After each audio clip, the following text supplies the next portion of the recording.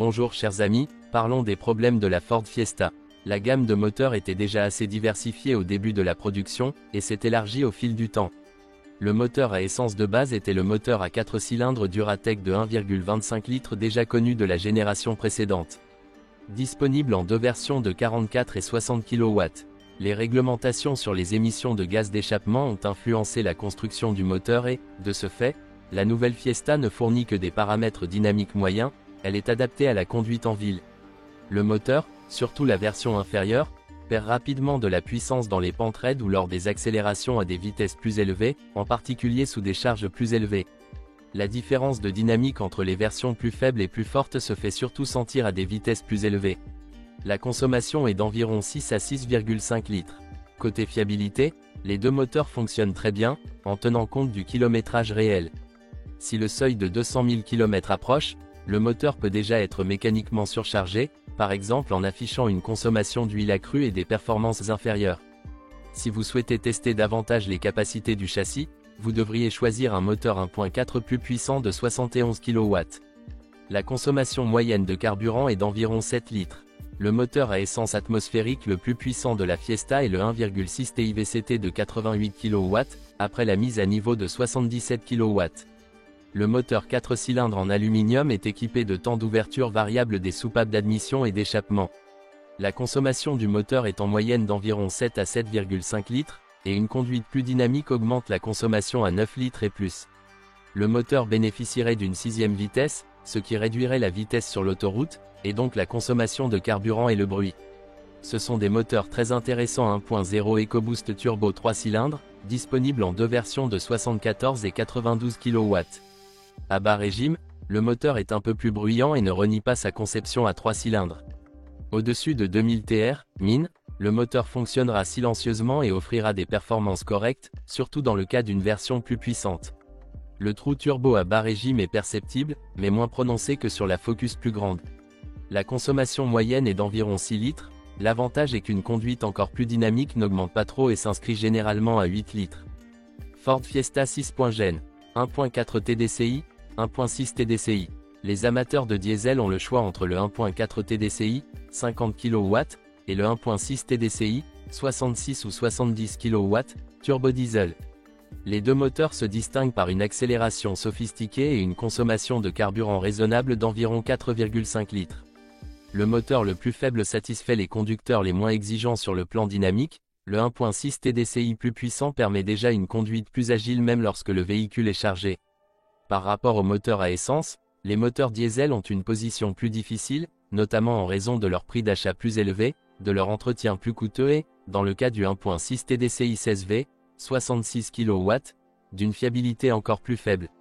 Le 1.4 TDCi plus faible et le 1.6 TDCi 8V, 70 kW, plus récents sont décents en termes de fiabilité. Le plus souvent, vous pouvez rencontrer une boîte manuelle à 5 vitesses qui permet des changements de vitesse courts et précis, des courses courtes. Avec le moteur 1.4i, 70 kW, une boîte automatique à 4 vitesses était également disponible. Elle se caractérise par des changements de vitesse confortables, mais il y a une perte de puissance et une augmentation de la consommation d'environ 1 litre. Une alternative intéressante qui ravira particulièrement les conducteurs axés sur le sport est la boîte automatique PowerShift à 6 vitesses, elle est similaire à la DSG de Volkswagen. La Ford Fiesta 6.Gen fait partie des véhicules relativement fiables, en particulier les versions à essence. Au cours des premières années, les pannes électroniques étaient plus fréquentes, telles que l'ABS non fonctionnel, un problème d'autoradio lors de la lecture de musique à partir d'une clé USB, un bruit de moteur, panne de l'unité de commande, une décharge de la batterie via le module de commande main libre ou parfois une ceinture de sécurité bloquée, un support d'antenne endommagé. La Fiesta n'a pas de problème de corrosion, seules certaines pièces peuvent avoir des problèmes avec les conséquences de la collision avec des cailloux. À un kilométrage plus élevé, des coups sur l'essieu avant commencent à apparaître, les barres stabilisatrices usées se font généralement entendre en premier et un jeu excessif aux extrémités des biellettes ou des épaulements peut également se développer au fil du temps. Faites également attention au bourdonnement des roulements, qui se produit généralement à des kilométrages plus élevés et qui affecte l'essieu avant. Parfois, il y a du bruit ou des grincements provenant des amortisseurs arrière, ce qui peut être dû à un manque de lubrifiant, lubrifiez simplement. Surtout pour les versions plus robustes, il est nécessaire de vérifier l'état des joints homocinétiques, qui n'ont pas une longue durée de vie. S'il y a un clic lorsque les roues tournent complètement d'un côté ou de l'autre, cela provient des joints homocinétiques usés. Le bruit est parfois émis par la direction colonne, notamment dans les virages à basse vitesse, jusqu'à mi-2010, ou par le ressort de rappel de la pédale d'embrayage, à lubrifier uniquement, ou par l'ouverture-fermeture latérale des vitres. Dans le cas des moteurs à essence, il faut faire attention aux à-coups lors de l'accélération. Cette erreur s'accompagne souvent de l'allumage du témoin de panne du moteur. La cause est soit un dysfonctionnement de l'unité de commande, d'un papillon des gaz ou d'un capteur de position de pédale qui fonctionne mal. Si le moteur tourne de manière irrégulière sur le petit cylindre, il est fort probable que le problème soit la bobine ou une sonde lambda non fonctionnelle, ou que le catalyseur soit endommagé. Les fuites d'huile moteur se produisent ici à des kilométrages plus élevés. Pour les moteurs diesel, il est recommandé de faire le plein, parfois en ajoutant des additifs, et de changer régulièrement le filtre à carburant. Plus le carburant diesel contient d'impuretés, plus le filtre à carburant entraîne une mauvaise accélération ou une perte de poussée à des vitesses plus élevées. Bien entendu, plus les impuretés sont nombreuses, plus les injecteurs risquent de se boucher, ce qui peut entraîner un démarrage difficile ou un démarrage incorrect du moteur. Souvent, il est utile de nettoyer les injecteurs par un professionnel, mais parfois, le nettoyage n'aide pas. Des fuites d'huile peuvent se produire sur plusieurs kilomètres, souvent en raison de fuites au niveau du tuyau de ventilation du carter. Les anciens moteurs 1.6 HDI 16V 66 kW ont souvent des problèmes de turbine surutilisée, de vannes EGR dysfonctionnelles, de fuites d'huile et de divers problèmes causés par les suies dégradant l'huile, perte de compression, conduit, coussinet de bielle, etc.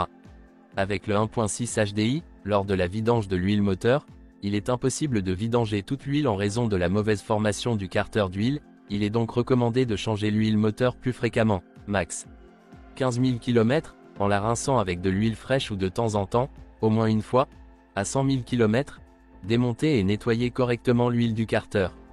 Sinon, les dépôts qui restent au fond chasseront la nouvelle huile moteur, ce qui aura un effet négatif sur le moteur et ses composants qui s'useront plus rapidement. Dans le cas du moteur 1.4 TDCi, attention à l'impossibilité soudaine de démarrer le moteur à froid et à chaud. Il s'agit d'une défaillance de l'électrovanne de contrôle de la pression sur la pompe haute pression. Le moteur diesel 1.4 TDCi présente une fuite de carburant dans la conduite de retour et autour de l'injecteur. Le problème se manifeste par une odeur de diesel sous le capot et dans la cabine. Un kilométrage plus élevé peut signifier des injecteurs excessivement usés, ce qui entraîne un ralenti irrégulier et bruyant, un démarrage à froid plus difficile ou des performances inférieures. L'embrayage s'engage ou fait du bruit lors de l'accélération à partir de rapports inférieurs. Il s'agit alors très probablement de volants flottants excessivement usés. Les moteurs diesel sont équipés d'un filtre à particules de suie, DPF, dont la durée de vie est d'environ 150 000 à 200 000 km, selon l'utilisation du véhicule. Parfois, la durée de vie du filtre est plus longue, mais parfois plus courte, surtout si vous conduisez sur des trajets plus courts et que le filtre ne parvient pas à se régénérer. Les problèmes de filtre sont généralement signalés par l'allumage du voyant sur le tableau de bord et le passage du moteur en mode sans échec. L'approche de la fin, colmatage, des filtres DPF se manifeste généralement par une fréquence de régénération accrue ainsi qu'une légère augmentation de la consommation. Pour les moteurs diesel, il est important de ne pas prolonger l'intervalle d'entretien de vidange d'huile et de respecter le maximum de 15 000 km. De plus en plus de propriétaires se plaignent de l'usure intense des pneus avant. Pour les moteurs 1.6 TDCi, en raison de l'exposition et de la position basse du boîtier, il convient de tenir compte des éventuels dommages causés par des obstacles. Certains propriétaires signalent que de l'eau a pénétré dans le coffre et dans environ 30 cm des jambes du passager en raison de conduits obstrués. Plastique très sensible à l'intérieur. Les véhicules fabriqués avant le début de l'année 2010 sont confrontés à un chauffage d'habitacle faible, chauffage lent. Panne fréquente du bouton d'ouverture du coffre. Le problème est l'ouverture automatique ou l'interruption complète du fonctionnement et est causée par une fuite d'eau, le plus souvent due à une mauvaise étanchéité autour de l'essuie-glace de la lunette arrière. Dans les véhicules plus anciens, il existe un problème avec le fonctionnement des radios et du système de climatisation, qui peut être résolu en reprogrammant l'unité de commande.